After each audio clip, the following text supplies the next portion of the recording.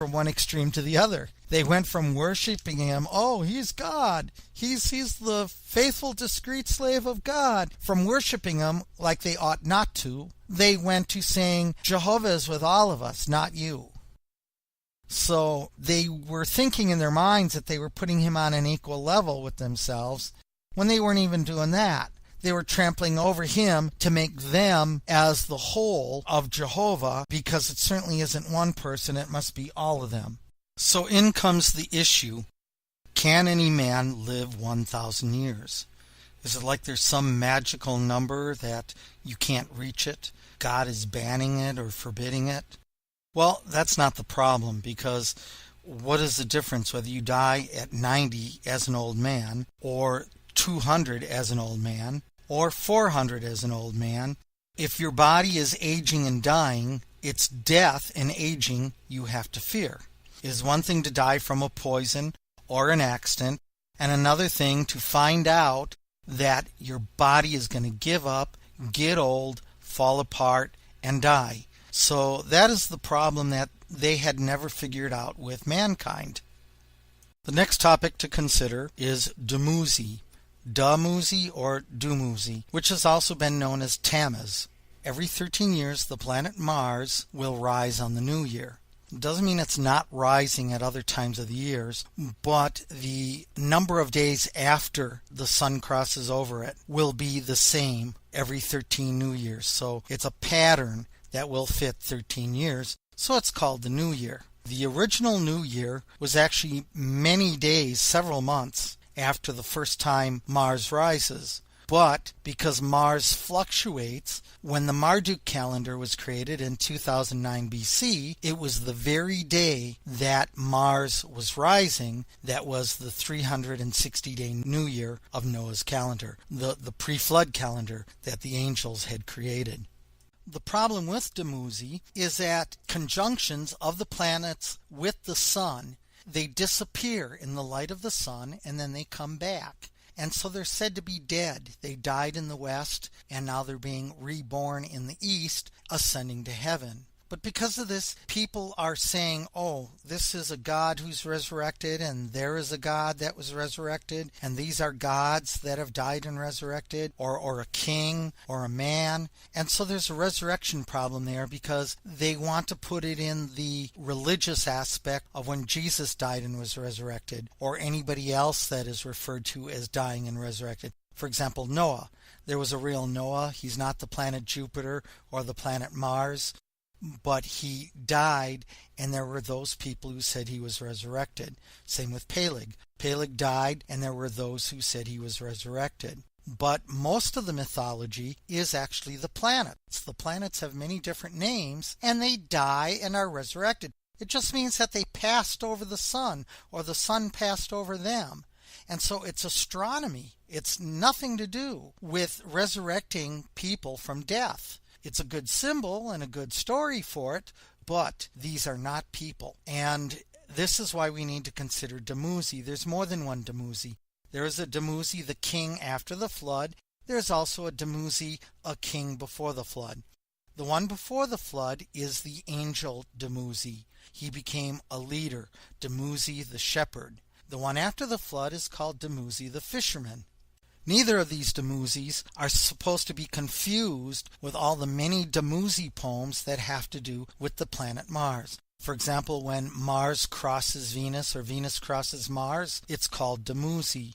This is not a quarrel. This quarrel between Dumuzi and Venus, Ishtar, or this marriage or courtship, none of these are an actual person. They're astronomy poems. And that's why it's important to hear, not just state this, but to show you where Dumuzi the king ruled before the flood, where Dumuzi the king ruled after the flood, and where the planet Dumuzi is being measured for astronomical records. Here you can see the two Dumuzis there in the king list, the one that is pre-flood, and then the one that is post-flood during Peleg's days. There are 3 other king lists before the flood, and if we consider those, you will see that each one has a Dumuzi. Here it says the longest of 2 Larsa tablets is 1,266 years.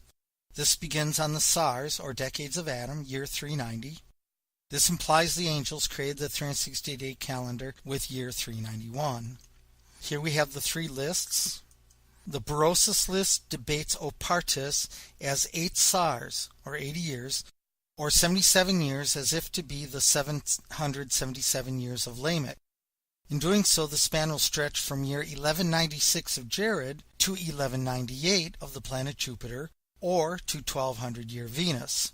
So there's three different Berosus: the length of Jared, the length of planet Jupiter, or the length of Venus. Here we have Opartes, he's just before Kaisuthros. Then we have a definite significance that's displayed in 38 sars, 380 years, or the 38th sar. You can see here that in the first list, 38 sars is the king Alulim and Alagar, 380 years. You can see in the second list that the 380 years, or 38 sars, is 4 kings. That's the Berosus list. In the third list, you can see it is also 4 kings.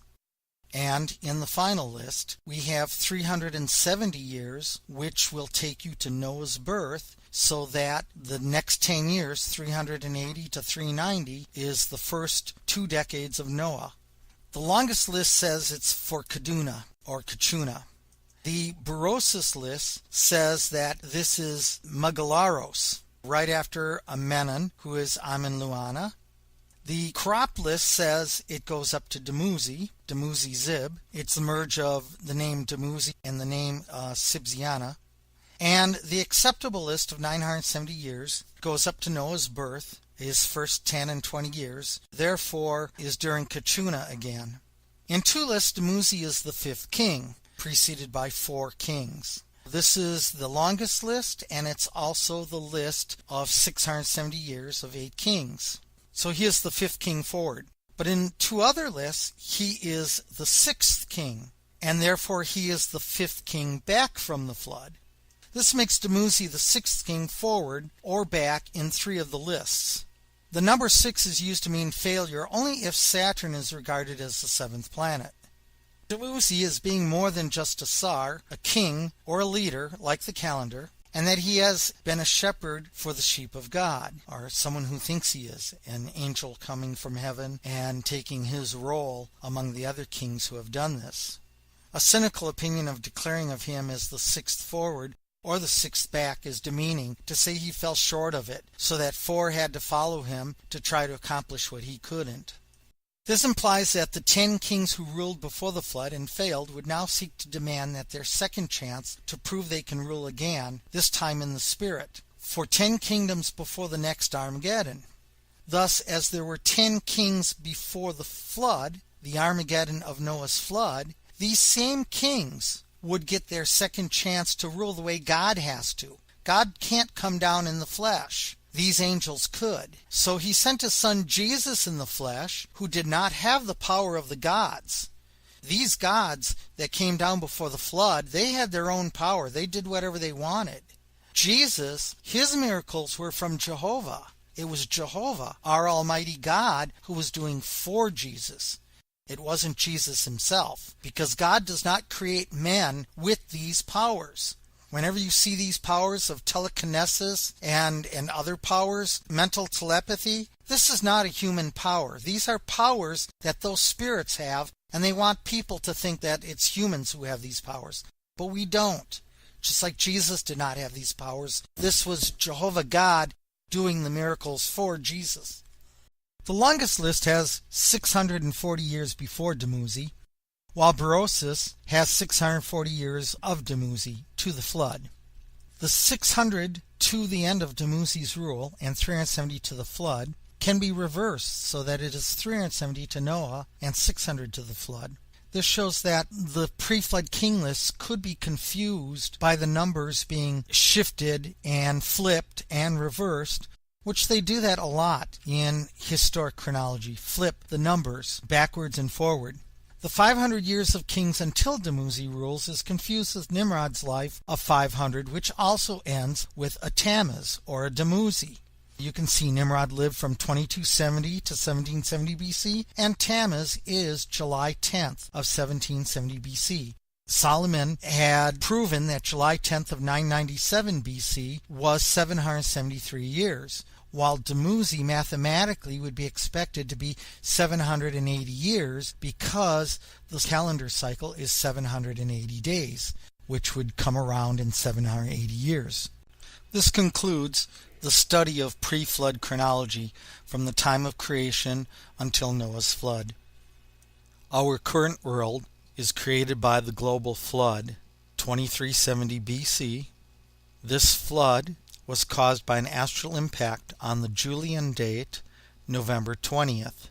This began a continental baptism, a baptism of every continent on Earth. It was not the first in the history of planet Earth. With the collapse of the water canopy, we now date this carbon-14 of this flood as 20,000 years before present, or 18,000 BC. There were many changes in the planet Earth caused by this flood. This is what we will consider in the following topics after explaining how the flood occurred. Thus begins our new Earth, our new planet Earth, on Noah's date, the second month, the 10th day of Noah's 600th year. As the asteroid headed towards the Earth at a magnificent speed, the impact came in to the Yucatan at a northwest angle, striking the water and tilting the planet Earth, thus increasing the angle of the Earth that was pre-flood to a greater angle post-flood, the maximum that God allowed this planet to have and still sustain life. The magnetic pole remained where the former geographic pole had been, and since then has been drifting to balance itself out by heading towards the current geographic North Pole.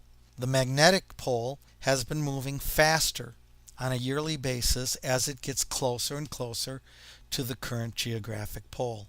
The impact itself caused a flooding into the United States, into America, towards the northwest direction. When the impact reflected up into the atmosphere, it struck the canopy 52 miles high, causing it to begin a collapse. As the canopy collapsed, great amount of heat was lost out into space, and the loss of the heat caused an instantaneously freeze up of an ice cap. The ice cap rapidly built up from the water that came falling out of the sky. So the first rain that came from this disaster actually turned into ice, so that the planet Earth, which formerly had no polar ice caps, now 2 polar ice caps were created. The first one being created over the North Pole, over the water, where it would be very difficult for an ice cap to be created on top of water so instantaneously had it not been that the Earth was tilted into the darkness on this date of November 20th. There was a time that our school said that there was only one ice age. They came about saying there were many ice ages, or one after another, only because they took the precessional cycle of the Earth in order to claim that the ice age came from when the Earth is distant from the sun, so it creates an ice age. This is going to happen in a very big circle of every 20,000 years. Thus they would say 10,000 years of ice age and 10,000 years of no ice age, and then another 10,000 years of ice age and 10,000 of no ice age. However, they can't account for how far back this would go, if it's so, nor can they really find 10,000-year cycles in the surface of the Earth from ice ages.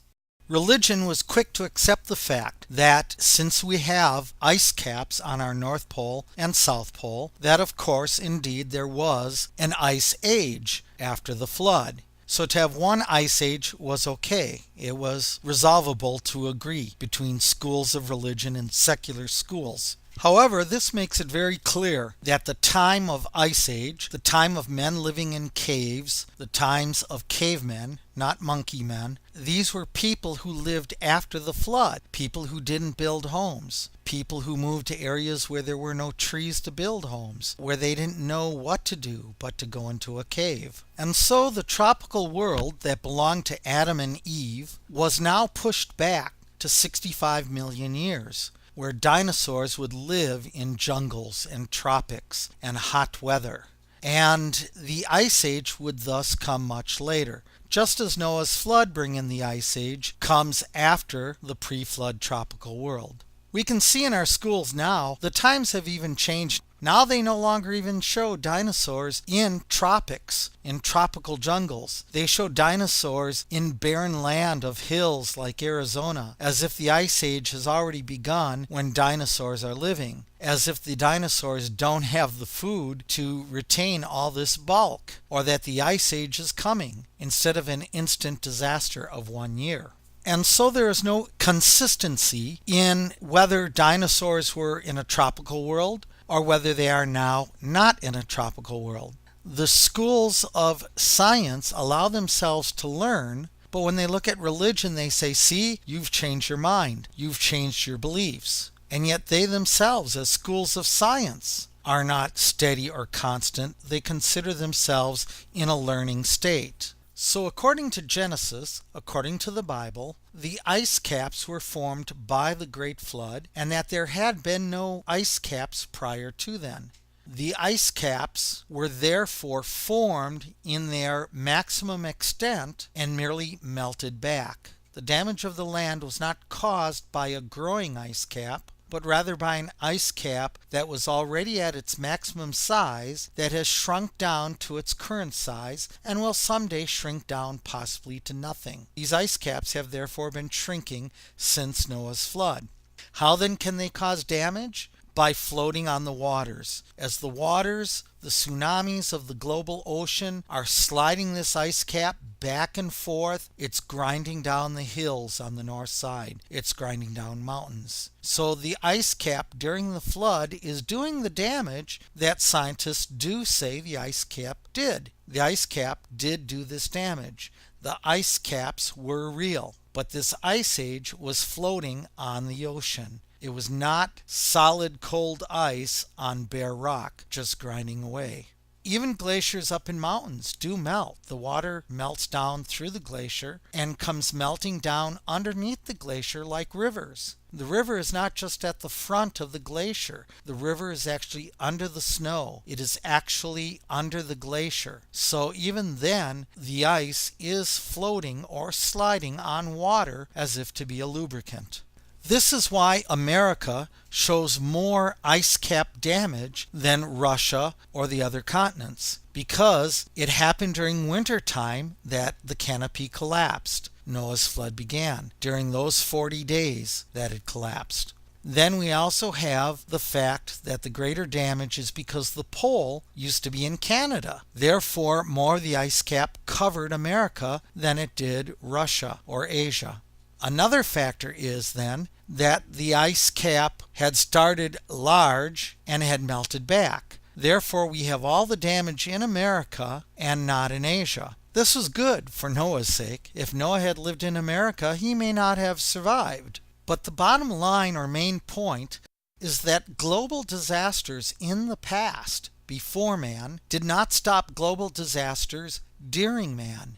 And that having a global disaster during mankind means there will be global disasters in the future. But according to the Bible, or according to God, He knows we have the knowledge to survive. Not just as a race or a species or as humans, but all of us can live and never die if we were to improve our knowledge to know these things. And that is why the Bible is a book of science. It is also why all other religions, other than Christian, Jewish, Islamic, they all begin with the creation as Noah's flood. They do not begin with Adam and Eve. The creation is not Adam and Eve or the creation of the universe. It is with Noah's flood, and it is with a calculated year of Noah's flood. However, in the past 1,000 years, yes, it is true that there are people who have twisted this concept into saying, no, it's the universe. The Mayas go back millions of years, and the Hindu look back millions of years. What they do is they ignore the origin of their calculated flood year.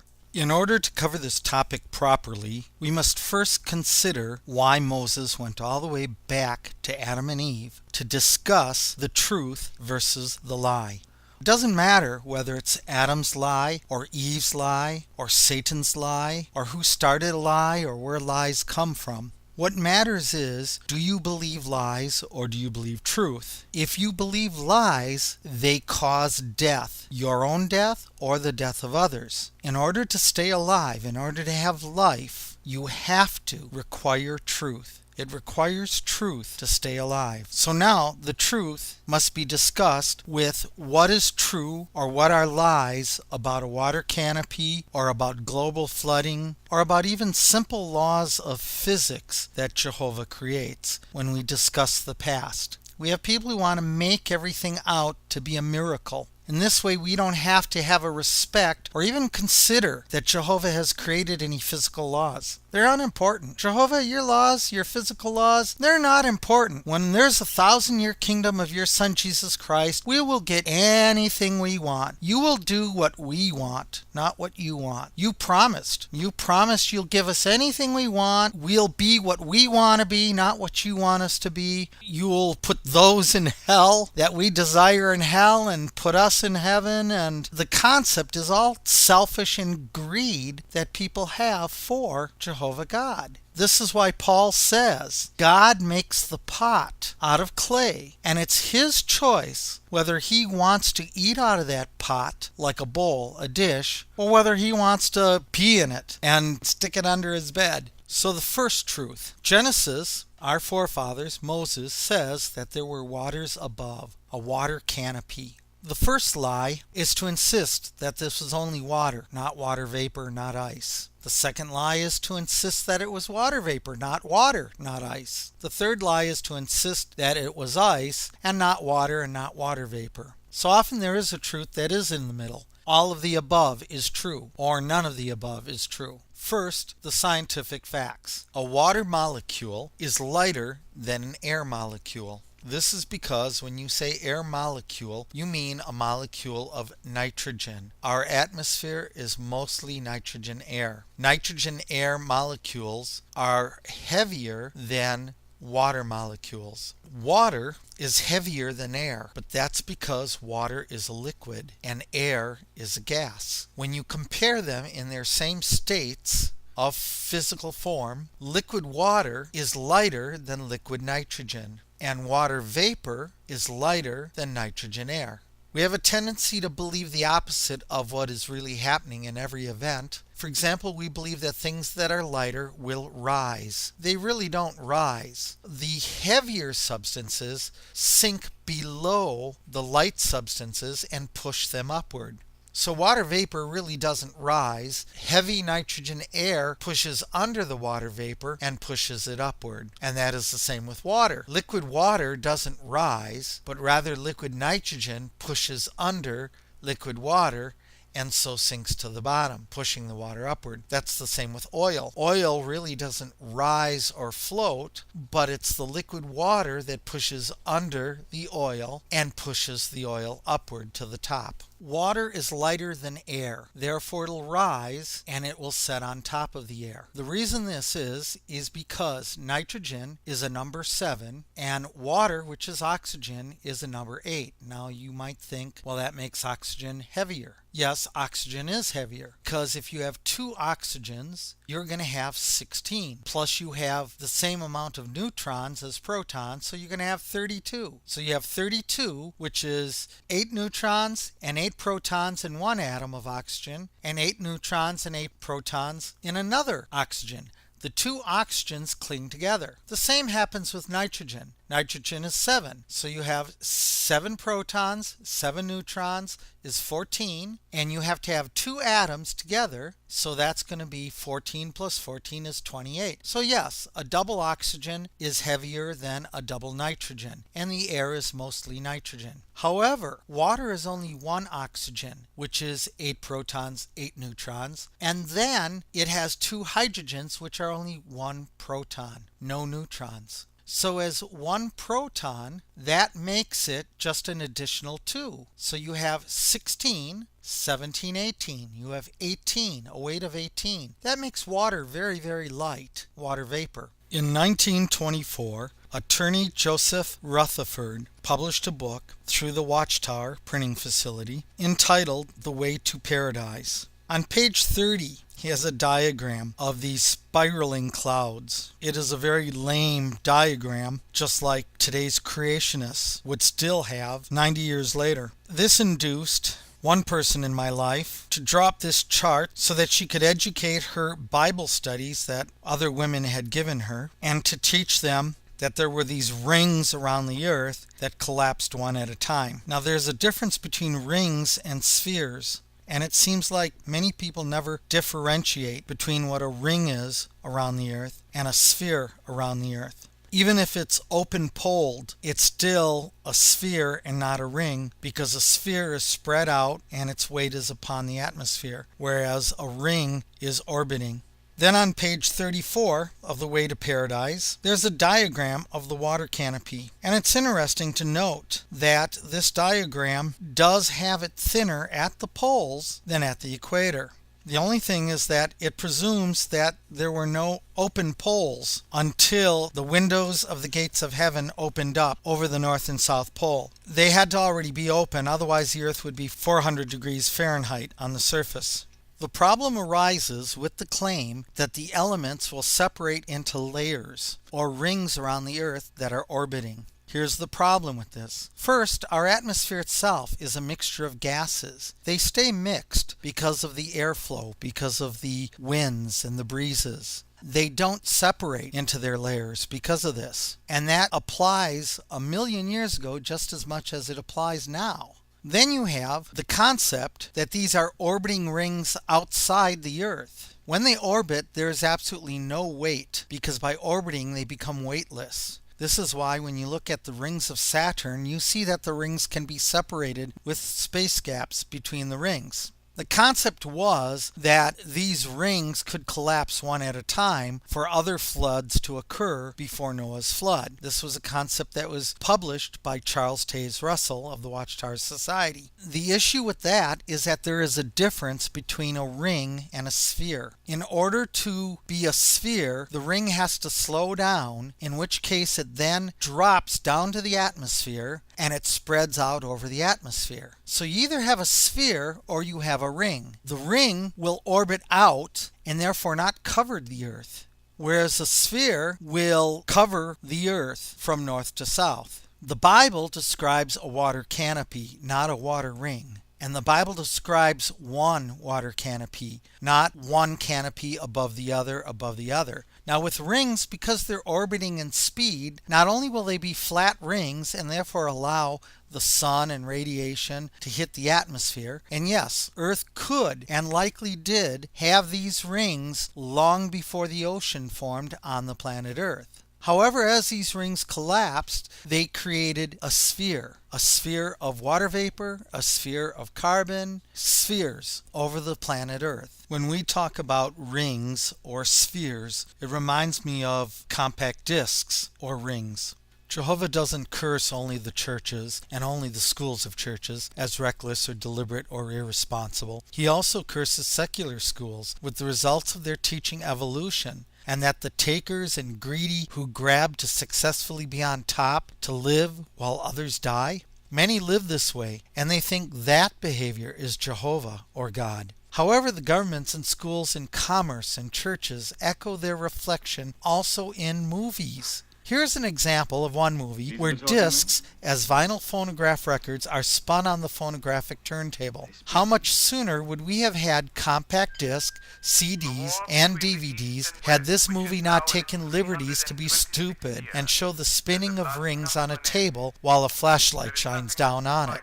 No laser light, no spinning table like a phonograph, no spinning compact disc, but spinning a ring, all because of someone's choice of words, and no desire to really truly pass on the realistic genius of a book writer. It's all about being impressive, even if the visual is a lie. My name is of no consequence. When a substance becomes a sphere, for example water vapor, it's going to merge.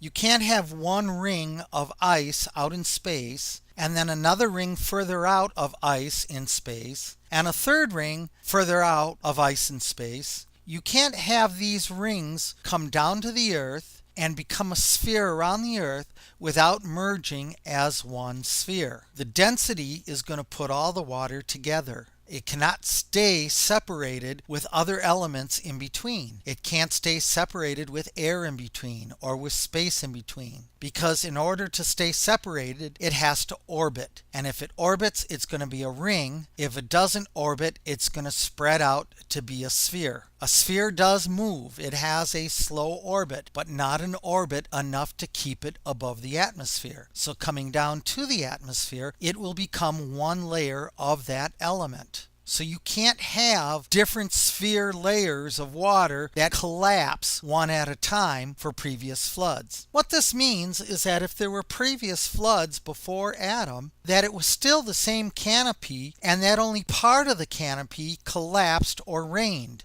making the canopy thinner. So with each flood before Adam from an astral impact, the canopy just got thinner, and then the next flood thinner, and then the next flood thinner. It wasn't layers of canopy. Thus, this concept of rings of spheres around the planet is contrary to physical law, because as it was said, rings would be like Saturn in a single plane away from the equator of the Earth, or orbiting in a plane of its own like the moon does.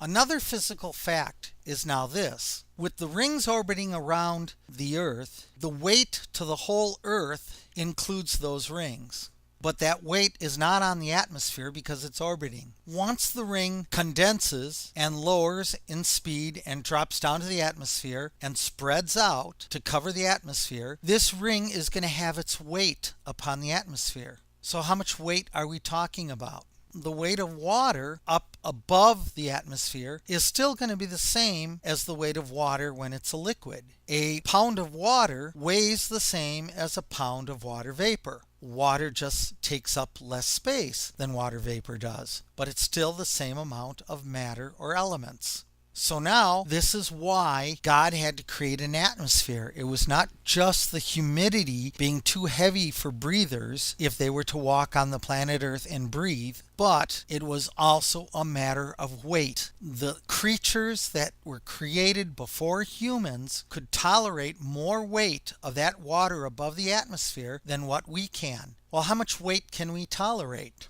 Well, an atmosphere is called 14 pounds of air pressure. That means at sea level on the coast, there are 14 pounds of air above a square inch. 14 pounds per square inch. So there are 14 pounds of air above a square inch on the ground, above your head. If you were to double that, it would be 28 pounds, 29 pounds.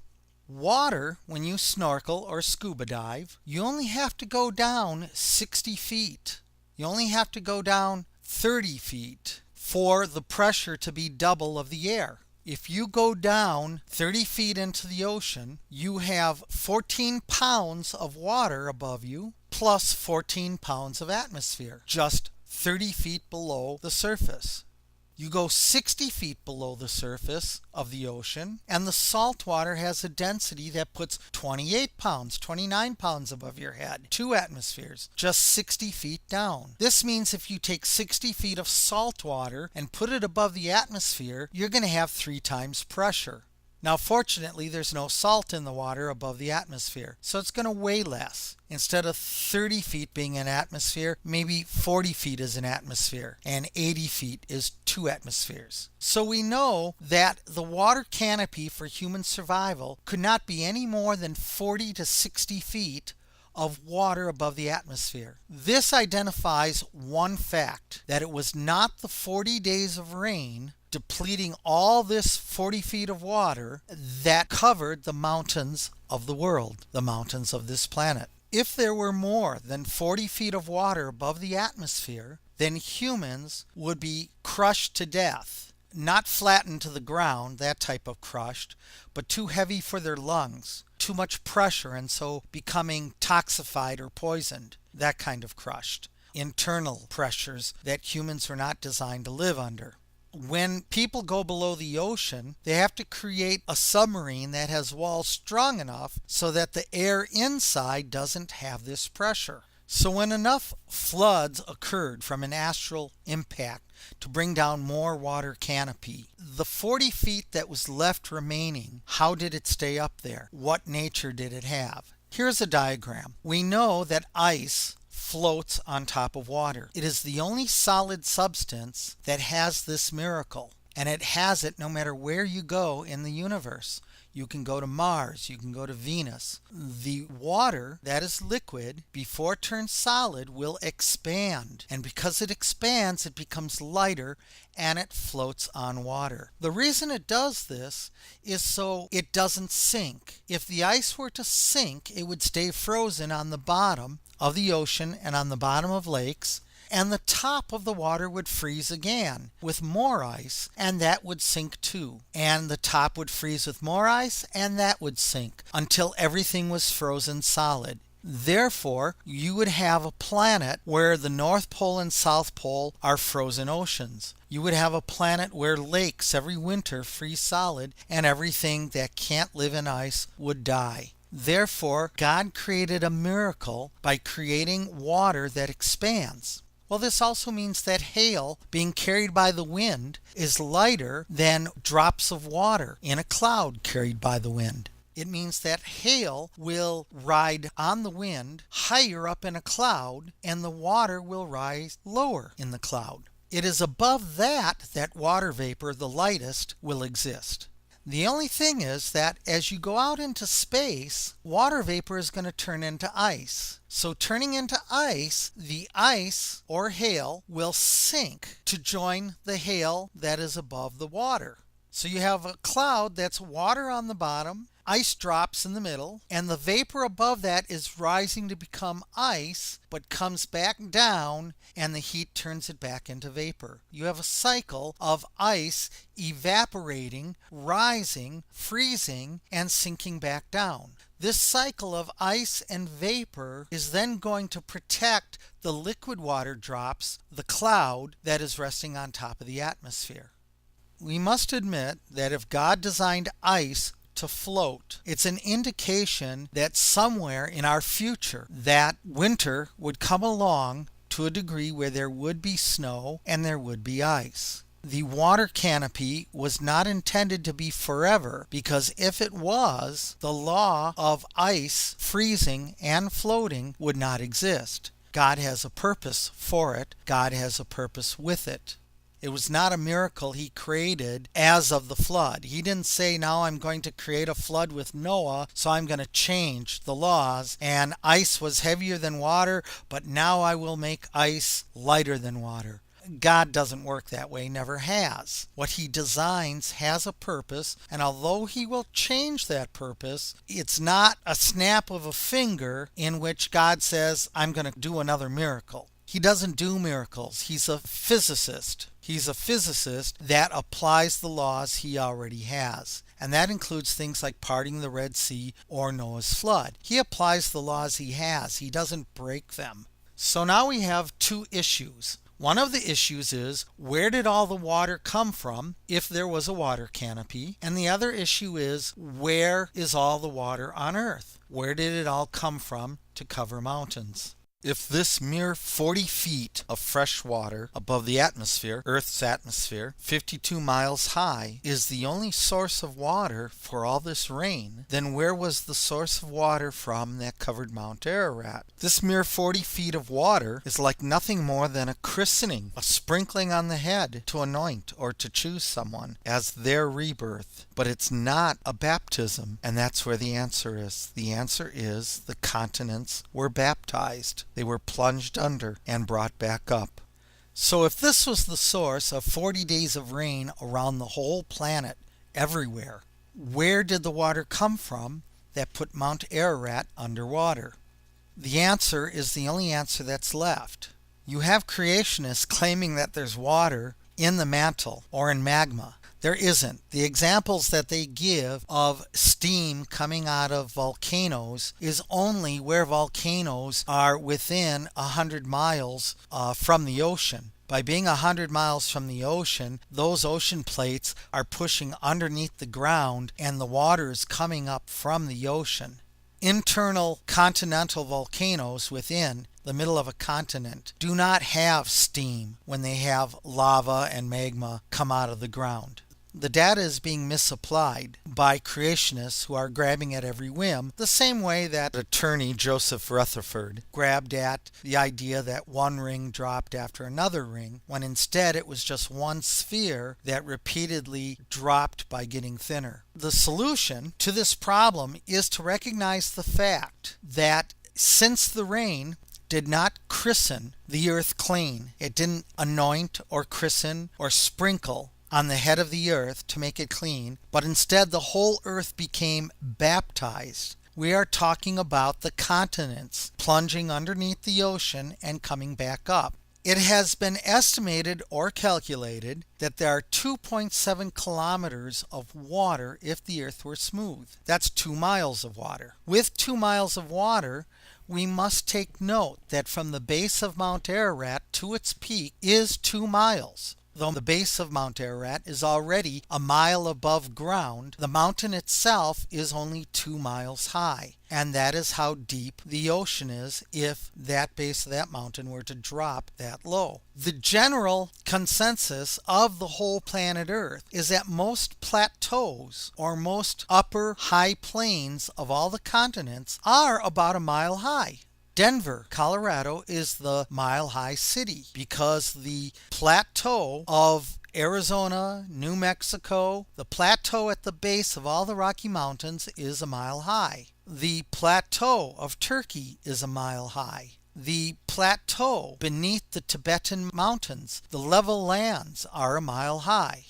Therefore, we can be sure that before the flood, this plateau or this plain was lower and that it has pushed up higher after the flood. But before the flood, this allows the land to drop up to 2 miles and be covered by 2 miles of water. Genesis only makes 2 statements of fact. It doesn't say Mount Everest existed before the flood. It doesn't say Mount Ararat existed before the flood. Maybe these were created during the flood. Maybe not. Maybe Mount Everest never went underwater. Maybe other mountains never went underwater. The fact that the Bible is stating is that only 8 humans survived. If there were any humans that went up Mount Everest, they could not survive the year. When snow came, ice came, no food, no trees, hungry animals. All the things that would require survival required that floating ark, even if there were mountain peaks that were left above the ocean.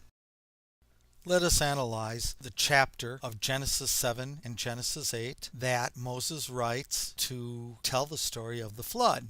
And let us be a critic, not deliberately, but with intent to show where criticism can be made unjustly and justly for the writing style. Verse 20, Genesis chapter 7, verse 20 says, "The waters rose up to 15 cubits above the mountains." So all living creatures that were moving on the earth perished, the flying creatures, the domestic animals, the wild animals, the swarming creatures, and all mankind. Everything on dry land that had the breath of life in its nostrils died. So he wiped every living thing from the surface of the earth, including man, animals, creeping animals, and the flying creatures of the sky. They were all wiped off the earth, and Noah and those with him in the ark survived. Now the question is, are we really presuming that that meant nothing was alive? No bacteria, no whales, that porpoises, dolphins, squid died, fish died? It says everything with the breath of life in its nostrils. In other words, things that had to breathe air and could not swim. So that much is distinct. It is defining that this life was life that was going to drown. That doesn't mean you have to bring insects on top of the ark, because the insects will land on top of the floating ark as well as on top of every floating debris around the world. Then we also have the issue of what is this 15 cubits? It's 22 feet. That's all it is. 7 meters, 22 feet. And verse 24 says, "And the waters continued overwhelming, flooding the earth for 150 days. But God caused a wind to blow over the earth, and the waters began to subside." This is chapter 8. It says, "The springs of the watery deep and the floodgates of the heavens were stopped up, so the rain from the heavens stopped falling. Then the waters began to recede progressively from the earth. By the end of 150 days, the waters had subsided. In the 7th month, on the 17th day of the month, the ark came to rest on the mountains of Ararat, and the waters were steadily decreasing until the 10th month. In the 10th month, on the 1st day of the month, tops of the mountains appeared. Here we find that the 150 days is defined. Even though it says that the waters continued to flood the earth until 150 days, it says in chapter 8, verse 5, and the waters were steadily decreasing until the 10th month, thus showing that although verse 3 is saying that at the end of 150 days water had subsided, it's saying that the water is continuing to decrease till the 10th month. So what does it mean, subsided in 150 days? Well, it defines itself. Verse 4 says, because the ark grounded. So when the ark grounded, the water was considered to have been subsided, going away. What this means is that while the ark was floating, you don't know if the waters are going down or not. While the ark is floating, you don't know if the waters are decreasing. You presume they're decreasing. Why? Because you go back to verse 2 and it says the springs of the watery deep and the floodgates were stopped up. So it's presuming that because there's no more rain, that there is therefore no more water, and that the water is decreasing from that time forward. Under normal circumstances of clouds coming overhead, yes, when the rain stops, there's no more rain on the surface of the earth other than that which is draining away. But we have to also remember that Moses and Noah are aware that there was water coming upward. This doesn't mean springs in the ground. It doesn't mean the water table. What it means is that water came upward from whatever sources there are. This includes tsunamis. This includes tides from the moon.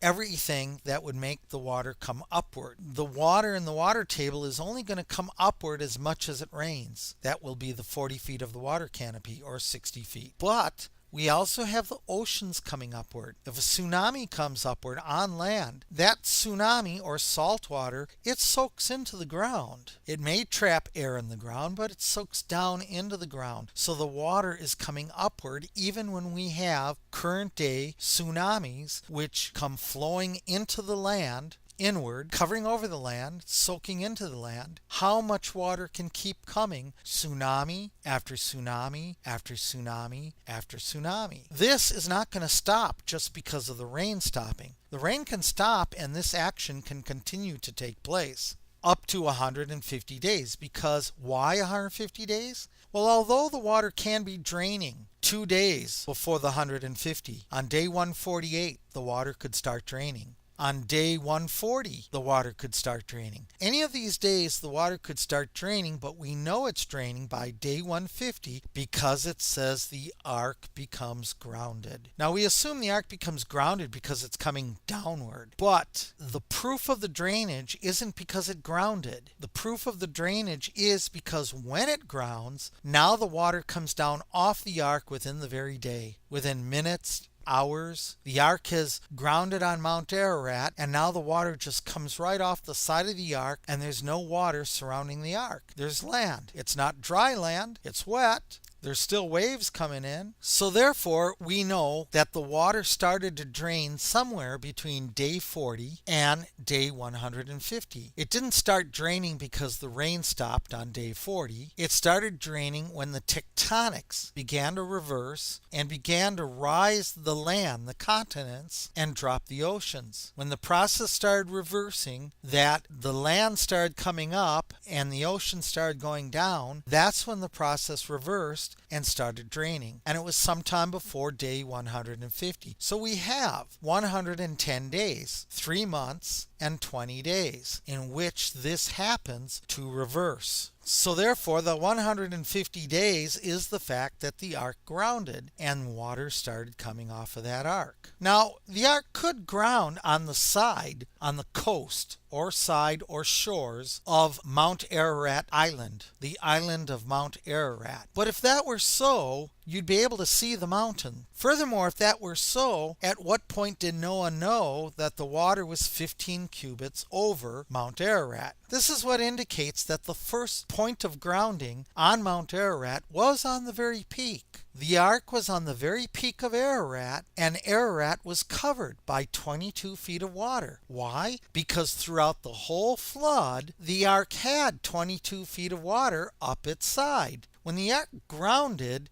the bottom of the ark isn't on top of the water, so that the water is the same height as Mount Ararat, or 15 cubits. If the ark was 15 cubits over Mount Ararat, it's not going to ground unless it comes down that 15 cubits. So it's speaking about the point when the ark bottom hits the peak of Ararat, but the water is still 15 cubits over Ararat. So that means through the whole 150 days that the ark was floating with 15 cubits of water up its side. It means that's how much the ark weighed. That's the draft of the ark. That's the drought of the ark. On the very first day, the tsunami came, lifted the ark up, because the tsunami was higher than 22 feet. Because the tsunami was higher than 22 feet, immediately the ark was lifted up with the very first soar of water that came. And when that soaring wave of water came, it lifted it up because it was deeper than that 15 cubits or 22 feet.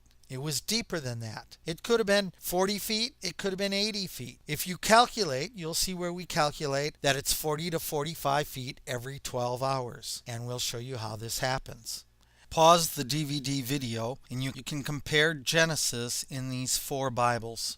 What the Bible is very clear about is that the ocean was 15 cubits over Mount Ararat. This is because the ark was 15 cubits over Mount Ararat. That is to say, when the ark grounded, the bottom 15 cubits underwater, grounded on Mount Ararat, had an ocean level that was 15 cubits over the spot that it grounded. 15 cubits over the very peak of Ararat, because it was during the next following days that the ark slid down the mountain. The ocean was 15 cubits over Mount Ararat. Why Mount Ararat? Why not other mountains? Because it's not a record of God, it is a record of Noah. So Noah was at the position where 15 cubits was over the highest mountain he knew of. That mountain being Ararat. What it means is that when the ark grounded, that the water was 15 cubits over Ararat, and the water dropped,